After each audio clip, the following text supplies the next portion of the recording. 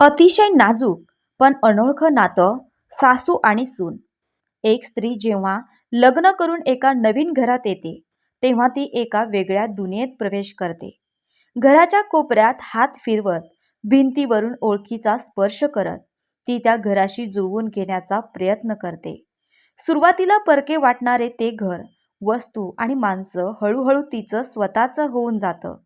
त्या घरातली माणसं तिची होतात, अंगणातली झाडं तिची होतात आणि त्या सगळ्यांवर ती खूप प्रेम करत असते.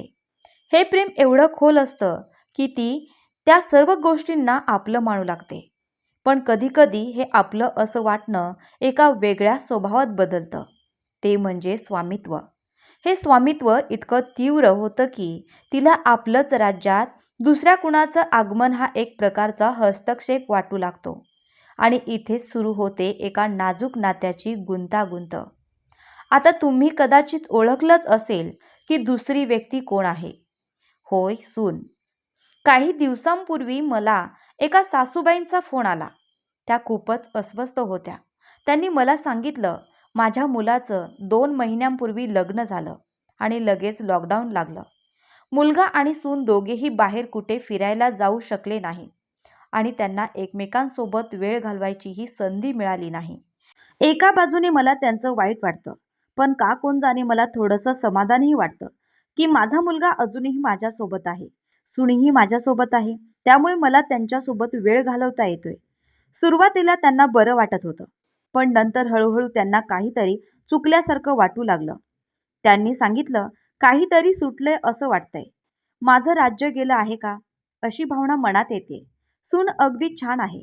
तिनं थोड्याच दिवसात घर आपलंसं केलं, पण तिच्या सगळ्या गोष्टी वेगळ्या आहेत. विचार करण्याची पद्धत, राहणीमान, स्वयंपाक करण्याची पद्धत, घर लावण्याची शैली, सगळं काही ती सगळं करत असते, पण तिच्या पद्धतीने. हे पाहून मला काहीसं अस्वस्थ वाटतंय.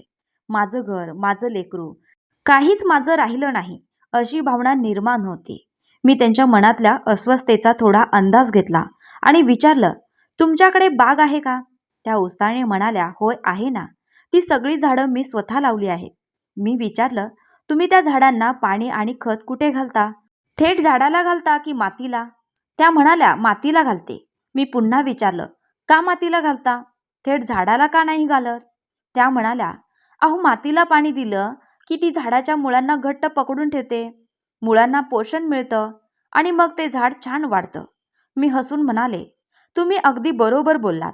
मातीचं कर्तव्य आहे की तिनं झाडाचं पोषण करावं, त्याच्या मुळांना घट्ट पकडून ठेवावं आणि त्यांना सुरक्षितता द्यावी. माती कधीही असा विचार करत नाही की ही माझी हद्द आहे आणि इथे दुसरं कुणी आलं तर मला चालणार नाही. उलट माती त्या रोपट्याला आपल्यात सामावून घेते, त्याला वाढण्यासाठी योग्य पोषण देते. त्याने शांतपणे ऐकून घेतलं आणि त्यांना त्यातला अर्थ समजायला लागला. मी पुढे म्हणाले, तुमच्या घरात येणारी सून हेच रोपटं आहे आणि तुम्ही आहात माती.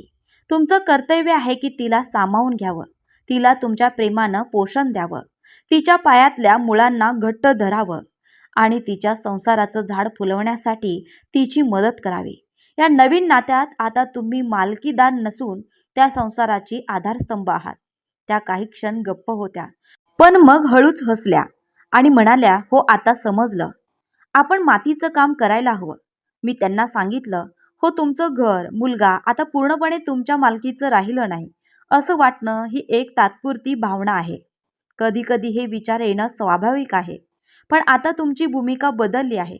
तुम्ही आता एक प्रेमळ माती आहात, ज्याने नवीन रोपट्याला त्याच्या संसाराचं वृक्ष बनवण्यासाठी सामावून घ्यायचं आहे. त्या समाधानाने माझ्याकडे पाहत म्हणाल्या, तुम्ही फक्त मला सल्ला दिला नाही तर या मातीला तिचा धर्मही शिकवला.